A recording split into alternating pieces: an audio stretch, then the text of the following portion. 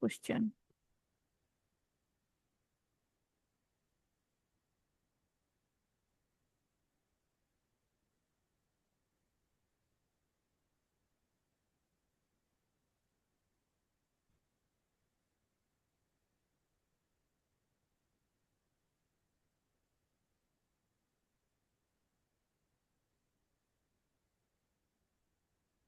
Yeah, ma'am, I'm ready.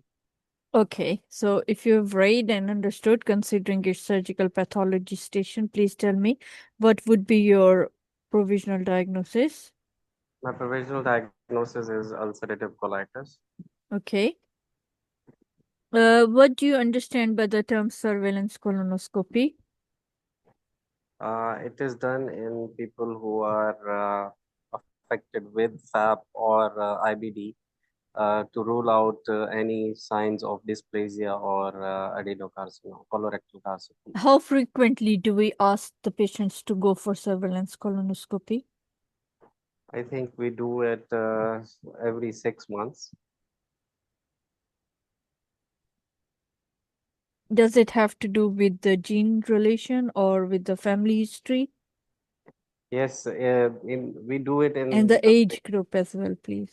we do it in the patient who have positive family history, or if there is loss of the APC genes. What do you understand by the ulcerative colitis? It is Can you an define?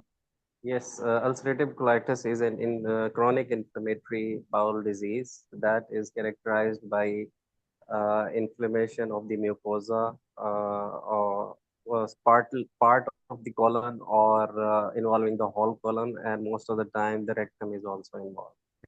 All right, please tell me what kind of genes are involved in it, in this condition?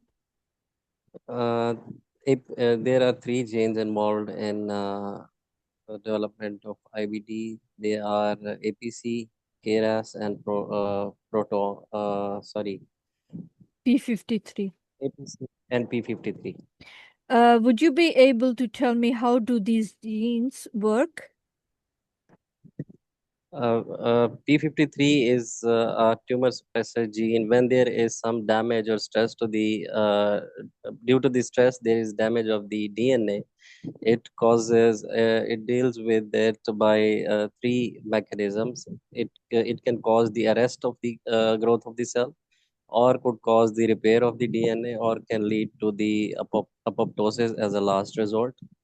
And APC gene, basically it has a factor. It has a factor that negatively regulates the WNT pathway by degradation of the beta catenin. All right, how would you differentiate between ulcerative colitis and Crohn's disease, We can differentiate especially if biopsy has been taken and under the microscope? microscopic findings in Crohn's disease. There would be non-cacheating epithelioid cells with Langerhans giant cells, and in ulcerative colitis, there would be crypt abscesses with the pseudopolyps and inflammatory infiltrates in the lamina propria. Yes, and there'll be skip lesions in Crohn's disease, whereas ulcerative colitis lesion will be continuous and Yes, definitely rectum will be involved. that would be macroscopic. I was telling Yeah, about my. okay, right. Okay, right. How should this patient's condition be managed? What further investigations would you ask for, and how would you manage the patient? Yes, in investigation, we can do fecal occult blood or calprotectin. We can go for barium follow through X-rays, and we can also check full blood count for macrocytosis and check calcium oxalates. And and if not in the acute stage, we can also go for colonoscopy. And in management, we can offer patient conservative management initially by restricting low residue diet, and do the lifestyle modification. And in the medication, we can give patient uh, alpha aminosalicylic acid, steroids, and immunomodulators. And if the disease is refractory to the medical management, we can go for bowel resections if there is a megacolon or a perforation or hemorrhage, Okay, or please there is tell me, if you fail to manage a patient with ulcerative colitis, what complications can occur? there could be intestinal obstruction, fistula formation, abscess, or megacolon, malabsorption, or malignancy, and there could be also gallstone formation. Okay. Yes, all right. Okay. How should a patient right? If you could tell me, how would you already maybe told me. Right.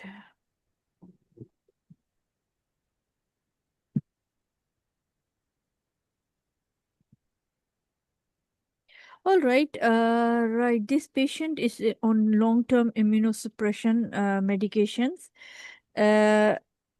What are the things you have to keep in your mind?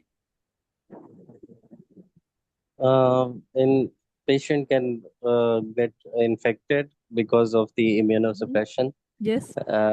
So we need to have a safe environment for the patient. That patient is not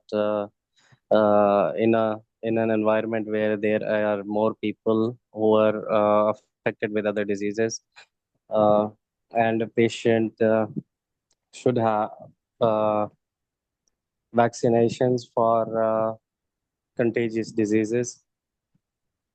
Okay. Right. Yes. You've done colonoscopy, and this is the image you have come from. Would you be able to read it for me? What do you see?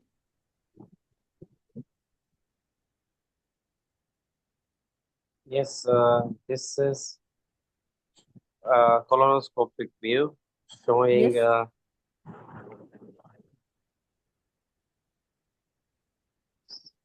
this is an adenoma formation in the colon, Okay. showing And some what are bleeding you? on top Yes. of it, and there is some yellowish discoloration signifying some ischemic Edema. change Okay. in. Or yeah.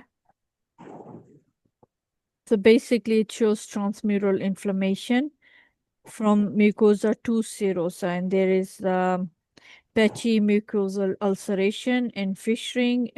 It's non-caseating, and there could even be edema of the submucosa. That's maybe the glistening.